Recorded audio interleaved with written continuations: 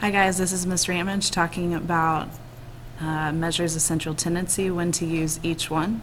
So I want to go through a couple examples. The first example is using Lacey's test scores. So far this semester she's gotten a 74, 72, 76, 70, and a 75. And as you can see, there are no outliers. She's been pretty consistent all year long.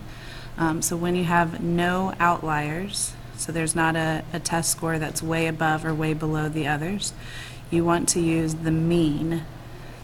So the average of these scores is going to be the most characteristic of how she's done this semester. And if you put that into your calculator, you would find that the mean for Lacey is 73.4. So right in the middle of where she's been testing all year long.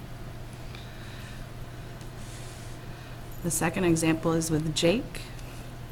Jake this semester has gotten a 74, a 72, a 76, a 70, and then he forgot to study and got a 23 on that last test. So that 23, very uncharacteristic of Jake's test scores this semester, so it is an outlier.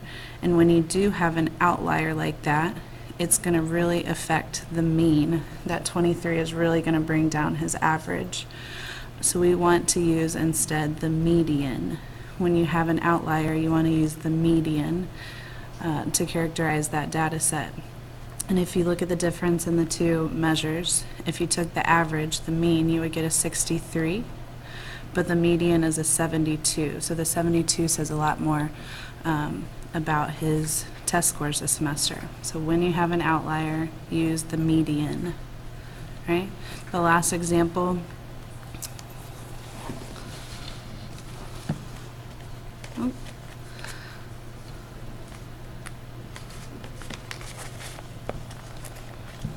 there we go.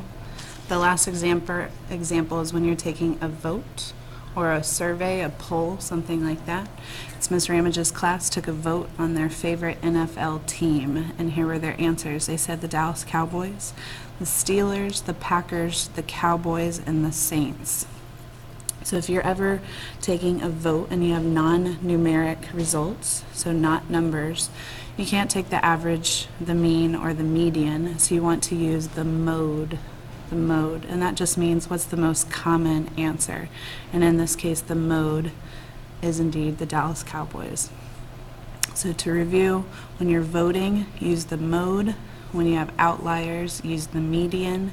And when you have no outliers, use the mean.